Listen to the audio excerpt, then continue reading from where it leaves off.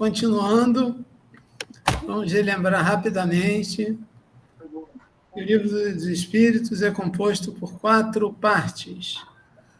Primeira parte, das causas primárias, 75 questões. Segunda parte, mundo espírita, o mundo dos espíritos, que nós estamos estudando agora. Estamos no seu capítulo 6.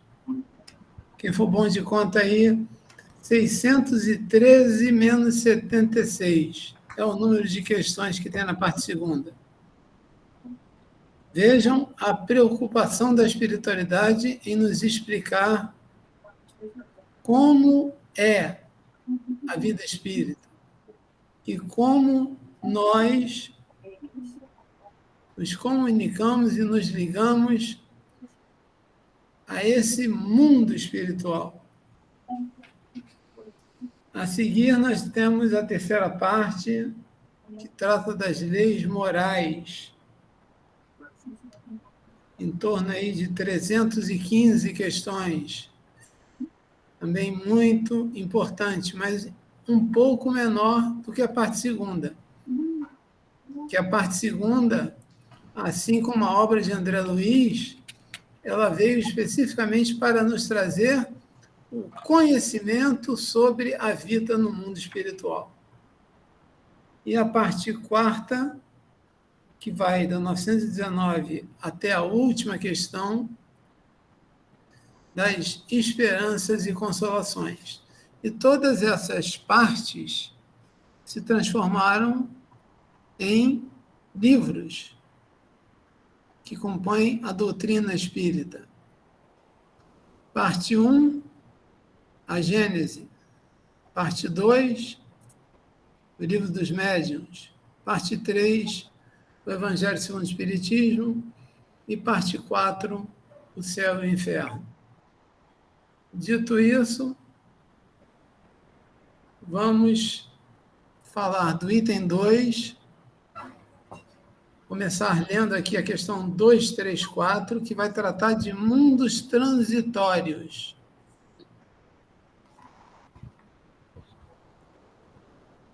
Kardec pergunta: existem, como foi dito, mundos que servem de estações ou de lugares de repouso aos espíritos errantes? Ou seja, Kardec aqui está perguntando se existia spa espiritual, né? Hotel de veraneio, aqueles hotéis enormes, maravilhosos, né? Mas não foi bem isso. Apesar de ter dito sim, a espiritualidade não responde bem isso. Sim, existem mundos para isso. Porque, às vezes, as encarnações são tão difíceis que nós mesmos nos propusemos a isso. Quando temos consciência daquilo que fizemos, quando tomamos posse, né, desse mundo mental que às vezes está escondido dentro de nós e nos diz o que fomos e o que fizemos. E aí nós pedimos, sim, esquecemos depois, né, porque quando a gente mergulha na matéria, a gente tem o véu do esquecimento. Sim, há mundos particularmente destinados aos seres errantes. Mundos que eles podem habitar temporariamente. Seres errantes são espíritos que estão desencarnados e aguardando uma nova oportunidade de reencarnar ou de continuar o seu aprendizado no mundo espiritual. Espécie de acampamentos, de lugares que possam repousar, de erraticidades muito longas, que são sempre um pouco penosas. São posições intermediárias entre os mundos graduados, de acordo com a natureza dos espíritos que podem atingi-los, e que neles podem gozar de maior ou menor bem-estar. Então, no mundo espiritual, existem determinadas categorias de planetas. Claro que todos eles já não têm a matéria mais densa, a matéria grosseira, onde os espíritos desencarnados meio que respiram novas forças para prosseguir em novas missões, em novas tarefas, no caminho rumo ao progresso, rumo à evolução. 2, 3, 4. Os espíritos que habitam esses mundos podem deixá-los à vontade, ou seja, é o espírito que decide a hora que ele vai entrar ou vai sair, não tem nenhum tipo de controle, não tem nenhum tipo de registro, não há nenhum tipo de avaliação? Sim, os espíritos que se encontram nesses mundos podem deixá-los para seguir o seu destino. Figurai como aves de arribação descendo numa ilha para recuperarem as suas forças e seguirem adiante. E aí a gente lembra daquele exemplo das aves migratórias, né? Que elas vêm desde a América do Norte, descendo pelo oceano, algumas ilhas, como Fernando de Noronha, por exemplo, servem para que elas parem, descansem, se alimentem e depois continuem a sua jornada.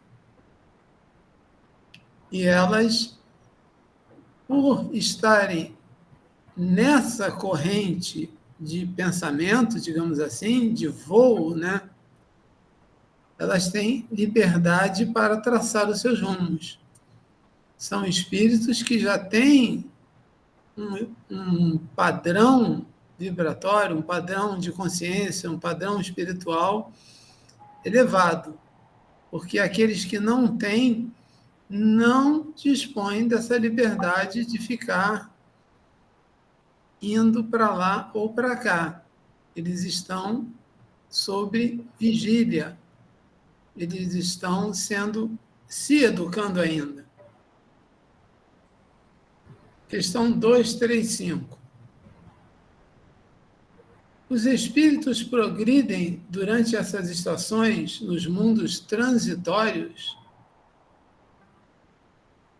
Certamente. Sempre há progresso quando há intenção de fazer melhor hoje o que não pudemos fazer ontem. Os que se reúnem têm o fito de se instruírem e poder mais facilmente obter permissão de ir a lugares melhores até chegar à posição dos eleitos. Por exemplo, vamos usar aqui a nossa janelinha, né? Nós 13 que estamos aqui reunidos.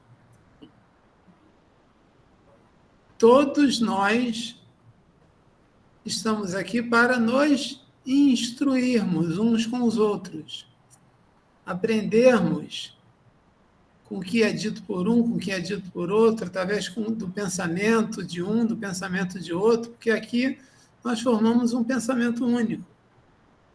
E todos queremos ir a lugares melhores, não é? Então, aqui é um pequeno exemplo. Nós estamos buscando o conhecimento para praticá-lo, para usá-lo na nossa vida e nas nossas relações. Questão 236. Os mundos transitórios são, por sua natureza especial, perpetuamente destinados aos espíritos errantes? Isso a gente não precisa nem ver a resposta para dizer, né? Porque nada há de perpétuo na criação de Deus. Nós somos um eterno vir a ser. Nós estamos em constante mudança. Mesmo que aparentemente a superfície esteja tranquila, abaixo da superfície, abaixo da membrana, abaixo do corpo físico, que é a roupa do espírito, existe movimento, porque existem vibrações de todos esses campos, do campo etérico, do campo dos sentimentos, do campo dos pensamentos, que estão modificando o tempo inteiro, embora nós ainda não tenhamos consciência plena disso. Não. Resposta: sua posição é apenas temporária. Questão 236A. São eles, ao mesmo tempo, habitados por seres corpóreos? Não. A sua superfície é estéril. Os que os habitam não precisam de nada. E aí a gente lembra daqueles que falam: mandaram uma nave, um foguete lá para a Lua, e lá não tem condição de vida. Mandaram uma sonda lá para Marte, e pela constituição lá do planeta também não tem condição de vida. Porque nós achamos que todo o universo tem que ser similar a nós, a essa constituição humana que nós conhecemos. Não conseguimos abstrair para um mundo onde não haja necessidade mais do corpo, para um mundo onde não haja mais necessidade nem do perispírito, o que é denominado no plano espiritual a segunda morte. Ontem nós conversamos sobre os campos setenários, né? E vemos que, à medida que vamos abandonando determinadas vibrações, determinados pensamentos e determinadas atitudes, nós vamos meio que nos descolando, deixando para trás aqueles corpos, aquelas roupas, aquelas vestes que são mais pesadas. Na própria literatura de André Luiz, dentro das colônias espirituais, é dito que eles recebem visitantes vindos de outras esferas e que precisam de um tempo para quê? Para se densificarem. Amigos espirituais que ficam ao lado de médiuns, de pessoas que falam, que reúnem grupos e que o tempo inteiro estão sendo instruídas, e para chegar a serem ouvidos, entre aspas, pelos encarnados, eles abaixam a vibração dos seus pensamentos. É aquela velha história. Quando nós damos um passo na direção de Deus, Deus dá 10 passos na nossa direção. Questão 236B. Essa esterilidade é permanente e se liga à sua natureza especial? Não. São estéreis temporariamente, como tudo. Tudo é transitório. Questão 236C. Esses mundos seriam, então, desprovidos de belezas naturais? A natureza se traduz pelas belezas da imensidade, que não são menos admiráveis do que o que chamais de belezas naturais.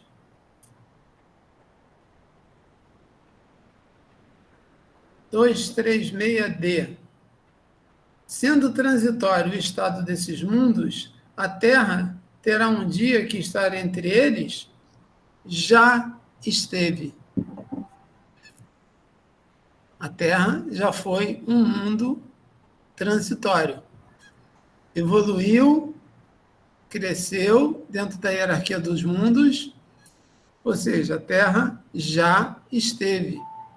Nós já passamos por esse degrau dentro da evolução. Em que época? Olha como Kardec é curioso, né? Durante a sua formação.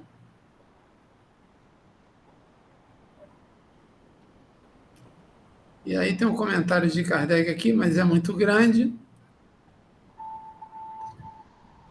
Eu deixo agora a palavra ao nosso irmão Sérgio, que vai dar continuidade. Fique em paz. Boa noite, meus irmãos. Boa noite. Que seja de paz e de esperança, sempre a esperança no coração, que essas sejam os sentimentos que venhamos a trazer dentro de nós. Nós vamos falar de percepções, sensações e sofrimentos dos espíritos, ainda dentro da vida espírita, né? Que é o capítulo 6. Nós agora vamos falar, então, dessas percepções, das sensações e sofrimentos, que poderia ser percepções, sensações e sentimentos. Neste caso, os amigos espirituais vão abordar, através das questões de Kardec, esse aspecto tão importante no mundo de expiações e provas, a questão do sofrimento, o sentido do sofrimento, que ao longo do tempo será tratado aqui. Então, começamos com a questão 237. A alma, uma vez no mundo dos espíritos, tem ainda percepções que tinha nesta vida? Ou seja, sujeito desencarnado, então, deixando na terminologia, voltando à espiritualidade, à erraticidade, ele ainda tem percepções que tinha nesta vida? A resposta é sim. E outras que não possuía, porque o seu corpo era como um véu que a obscurecia. A inteligência é um atributo do espírito, mas se manifesta mais livremente quando não tem entraves. Alguns aspectos assim interessantes a respeito dessa questão. Quando nós, por exemplo, nós, em algum momento, vamos para o mundo espiritual e perdemos o corpo de carne e osso, no que diz respeito a nossas sensações, percepções, por exemplo, elas vão se aguçar. Um exemplo claro disso é o problema do sujeito que tem uma viciação, um adicto. Quando ele passa para o plano espiritual, ele perde um certo amortecimento que era dado pelo corpo denso. Ele fica mais ainda sujeito àquela viciação. Então, nós temos um outro tipo de percepção. Ele vai abranger um pouco mais as coisas. E a questão da inteligência, né, já se inaugura uma percepção da questão da morte. Já se inaugura aí uma resposta a uma das perguntas que nos acompanha e acompanha o homem enquanto encarnado ao longo da sua história, de toda a sua história. O que vem depois da perda do corpo de carne e osso. Então, já se depara o sujeito, já se depara o espírito com essa informação. E o interessante é que esta informação, ela preciosíssima, que é a confirmação, que é aquela certeza que muitos de nós já traz no coração, ela é jogada fora por alguns espíritos. Ela é distorcida por alguns espíritos, fazendo um link com o trabalho que o grupo Paulo de Tarso faz, capitaneado pelo Paulo, que é essa questão da doutrinação. Há espíritos que, ao perceberem isso, eles, ao invés de fazerem uma avaliação, eles vão dizer, e aí eu volto notadamente para os adictos, eles vão verificar que tem uma facilidade maior para uma movimentação em busca única e exclusivamente daquele prazer. E, portanto, continuam extremamente ligados às questões do plano físico. A questão 238. Alguém quer, por favor, fazer alguma colocação a mais a respeito da questão 237? Que são 18h40, dá tempo da gente tratar com tranquilidade sobre isso. Questão 238. As percepções e os conhecimentos dos espíritos são indefinidos. Em uma palavra, sabem eles todas as coisas? Resposta dos nossos amigos espirituais. Quanto mais se aproximam da perfeição, mais sabem. Se são superiores, sabem muito. Os espíritos inferiores são mais ou menos ignorantes em todos os assuntos. Então, quanto mais o espírito vai se aproximando da perfeição, e aí já tem uma questão aí para nós conversarmos e discutirmos a respeito. É a aproximação da perfeição. É um caminho ad eterno. A perfeição é do sagrado. Então, nós estamos numa caminhada ad eterno em direção a uma perfeição. Senão, nós seríamos e nos tornaríamos o próprio. Se assim fosse, nós teríamos que rever aí algumas questões da individualidade dos espíritos, que é um aspecto que é tratado na doutrina de nós termos sido criados simples e ignorantes, e a nossa individualidade é preservada. Eles são ignorantes, mais ou menos, a respeito de outros assuntos, né? Essa palavra aqui, né? Essa expressão de ser ignorante é desconhecedor. Não vão conhecer. Ou seja, o nosso processo evolutivo, ele pressupõe que a perfeição, essa caminhada para o aperfeiçoamento, ela venha associada a uma sabedoria, que seria o conhecimento somado a um sentimento amadurecido. Uma maneira de ver as coisas. O conhecimento sozinho não serve. Então, é necessário que haja um conhecimento e um sentimento amadurecido do espírito. Por isso que, muitas vezes, é feita aquela citação de que nós somos ainda crianças espirituais, né? Que batemos o pé, que brincamos de matar o outro da nossa própria espécie, que separamos as pessoas por cor, por gênero. Então, é coisa de criança. Criança zangada. Então, é necessário um amadurecimento, uma percepção da valoração das coisas importantes. daquilo que nós levaremos conosco como patrimônio.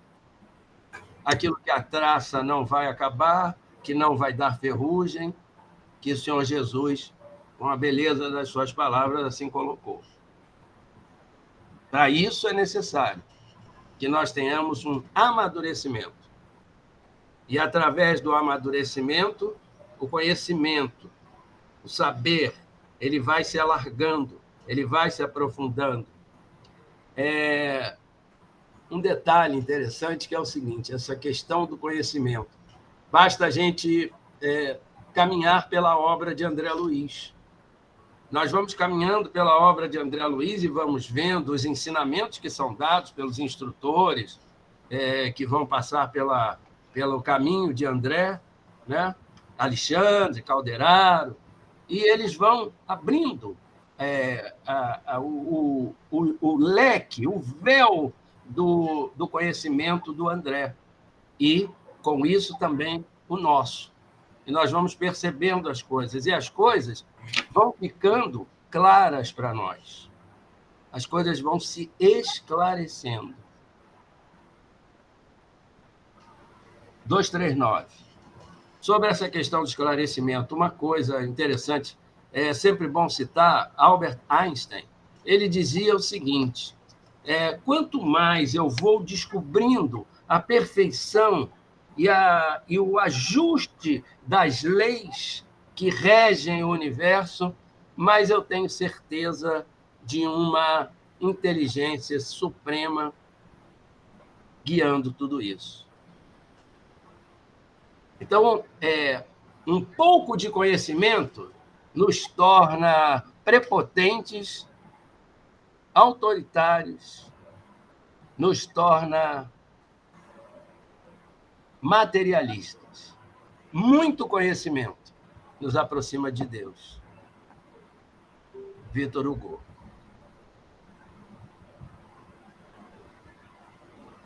Dois, três, nove. Os espíritos conhecem o princípio das coisas, e aí eu vou me reportar à questão 17, porque o que seria o princípio das coisas na nomenclatura dos espíritos e nas perguntas. Pergunta 17 pode o homem conhecer o princípio das coisas? Não. Deus não permite que tudo seja revelado ao homem aqui na Terra. Então, os espíritos, então, em concordância, obviamente, com aquela questão número 17, vão responder. Conforme a sua elevação e a sua pureza, os espíritos inferiores não sabem mais do que os homens.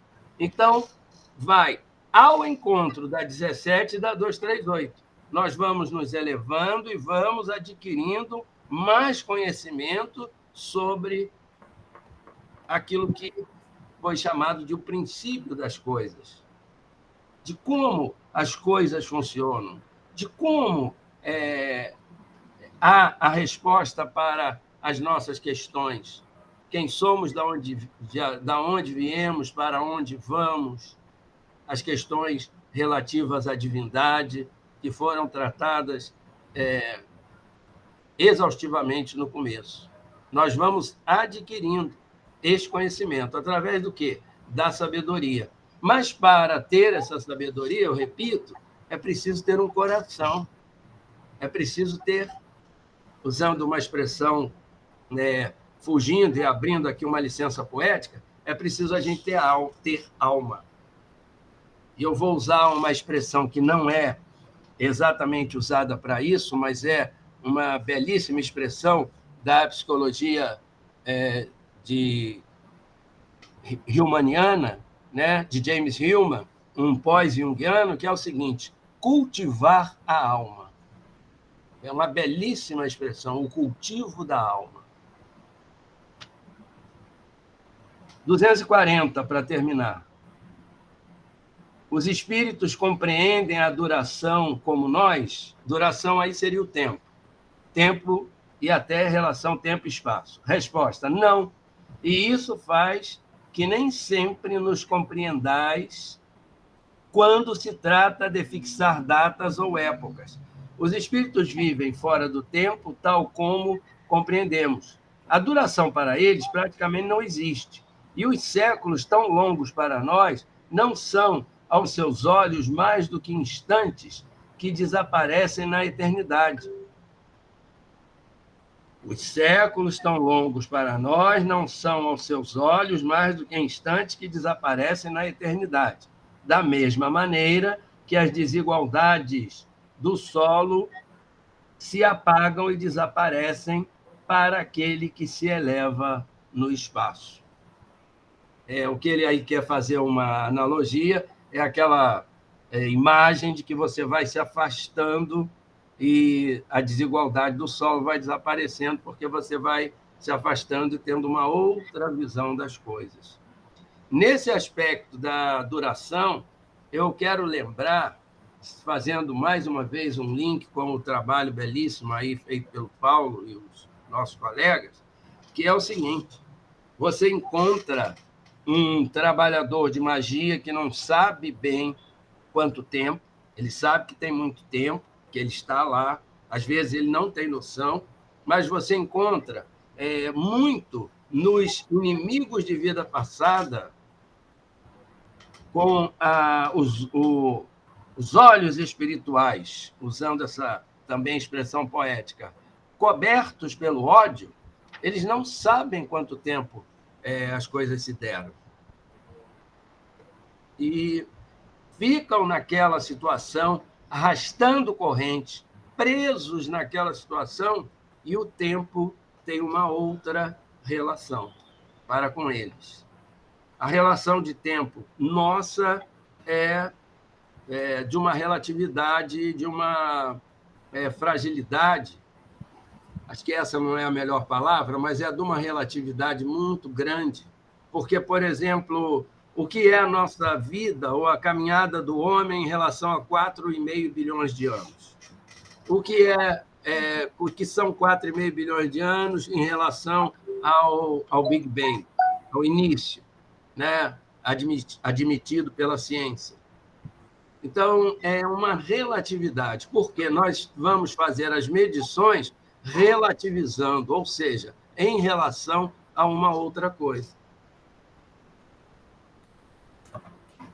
Há um aspecto interessante que o mundo, nossa vida, as exigências que nós somos submetidos hoje, num mundo em que você tem que ser magro, bonito e feliz, e rápido, né?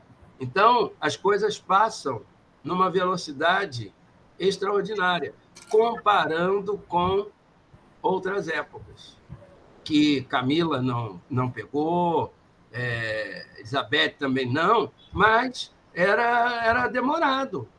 Mas era bom demais, porque, por exemplo, as férias iam de dezembro a março, né, Norma? Isso. E a gente aproveitava. As férias hoje, num piscar de olhos, acabou tudo. Você ia fazer uma viagem, criança, até a Barra da Tijuca, parecia que você tinha ido a São Paulo.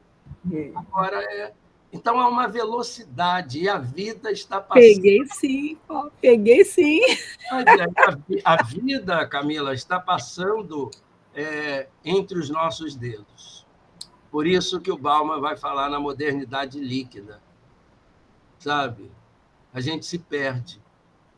Antigamente, eu não vou falar, Norma não precisa contar o passado dela de namoradeira, mas antigamente o sujeito namorava, ia para o portão, fazia aquele negócio todo. Hoje o cara vai na balada e ele conta por beijo. É no atacado, não é no varejo. Isso é só uma brincadeira Mas é verdade, o tempo está escoando através das nossas mãos. Então, a poesia acabou, né? Outro dia eu estava vendo um programa aqui que o Chico Buarque devia ficar envergonhado com as letras. Não estou falando de puritanismo, não, mas era bum, bum, bum, bum, sobe, desce, pum. Bum, bum, bum, bum, bum, sobe, pum. Bum, bum, bum, bum, bum, bum. Sobe, desce, pum. Mexe para lá, mexe para cá. Vira para lá, vira para cá. O Chico, coitado, Chico Buarque não teria vez aí. Já viram que eu sou fã do Chico. Sérgio, tem a letra do Lulu Santos. Hoje o tempo voa, amor, Escorre pelas pelas mãos. Né? É isso aí. Os espíritos vivem, então, fora do tempo. Vivem. E nós vemos isso nesses espíritos, nesses nossos irmãos. Né? Um espírito, por exemplo, um suicida, com a sua monoideia, vai deformando seu perispírito, é aquele pensamento, aquele looping, ele não sabe que tempo está, onde está. Muitas vezes, você pergunta para um espírito, você sabe que nós estamos em 2022, por exemplo, né? E o espírito não faz a menor ideia, porque o ódio, ele só pensou naquilo, ele não prestou atenção, ele nem reparou que ele, ao ter perdido o corpo de carne e osso e estando vivo, ele poderia ter ido procurar as pessoas amadas. Ele é encarregado pelo ódio. Então, o ódio dá uma outra dimensão de tempo. Né? E há uma coisa interessante que é o seguinte, exatamente o que eu acabei de falar agora é passado. Não existe presente. Existe futuro e passado. Tudo que eu fizer já está no passado. Muita paz para todos. Alguma coisa a ser colocada? Não, eu queria falar uma coisinha com você.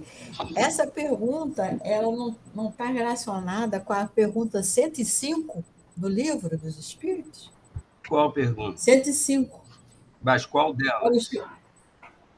Eu vou ler para você, tá? Não, a qual delas? Do 32, 39. Não, do tempo, a 240, tá? Para o espírito sofredor, o tempo parece tão longo, ou menos longo, como se estivesse vivo, ele lhe parece ainda mais longo. O sono não existe para ele, não é senão para os espíritos que atingiram certo grau de depuração que o tempo se apaga, por assim dizer, diante do infinito. Quer dizer, é uma complementação, Perfeito. como sempre, né? Perfeito. Perfeito. Obrigada, gente. Muito obrigado. Sérgio? Sim. Quando você falou aqui da questão 238, da perfeição, né? Eu lembrei de uma passagem registrada por 2 apóstolos, Mateus e Lucas. E Mateus registra: sede perfeitos como perfeito é o Pai. Enquanto que Lucas escreve: sede misericordiosos. Né? Eu acho que aí talvez Lucas tenha chegado mais até onde é possível para a gente, né? Esse nível de perfeição, né? Se aproximar da perfeição num planeta como o nosso, estaria no nível de nós sermos misericordiosos com aqueles que nos cercam. É verdade. Além do mais, tem um aspecto, né, que é o seguinte. Bom, o primeiro aspecto é a questão de Jesus ter falado em grego e aramaico, ter acontecido a tradução para a Vulgata Latina, São Jerônimo, depois para o alemão, e aí para o português, e para o inglês, e para todas as outras. Então, é um caminhar sem contar as mãos, né, da igreja que mexeram lá no texto. Então, é a força do evangelho, ou dos evangelhos, não só esses, como o de Tomé, de Madalena, é uma força extraordinária porque ela supera todas essas questões. E sempre que nós nos deparamos com uma frase, alguma coisa que na língua portuguesa não soa bem para nós devemos nos lembrar que isso teria sido dito pelo Senhor Jesus. Então, é como nós termos um grande amigo, e ele é o nosso irmão mais velho, que a gente sabe qual é o comportamento dele. E se alguém vier dizer alguma coisa, a gente diz assim, peraí, vou perguntar para ele, isso aí não está condizente. Então, por exemplo, o reino dos céus é tomado pelos violentos. Será que Jesus está querendo dizer, num primeiro momento, que a gente tem que meter o pé na porta para entrar? Não é isso. Então, nós vamos através das metáforas e vamos também através dessa questão da língua, né? da riqueza e da pobreza de certas falas que existem. Então, se a gente tiver dúvida, não nos esqueçamos que foram palavras ditas pelo Senhor Jesus. E não nos esqueçamos que ele estava dando uma mensagem atemporal. E nós, ao sabermos de nós mesmos, nós não podemos esquecer que ele tinha que usar, que tinha que colocar, vou usar uma expressão popular, ele tinha que colocar o sarrafo lá em cima. Porque se ele diz assim, olha, vai ser mais ou menos, aí a gente ia ser menos. Então, ele tem que dizer isso, sabe? O objetivo é você chegar ao máximo, sabe? A ideia não é 5.000 encarnações. A ideia é o menor número possível. Não é? Por exemplo, né? Então, é o menor número possível, é uma caminhada que a gente vai fazer. Então, qualquer coisa que esteja nesse sentido, a gente tem que considerar que ele está dizendo o seguinte: faça o máximo que você puder. É isso que o Senhor Jesus está sempre dizendo, porque mais do que qualquer um, ele sabia das nossas limitações.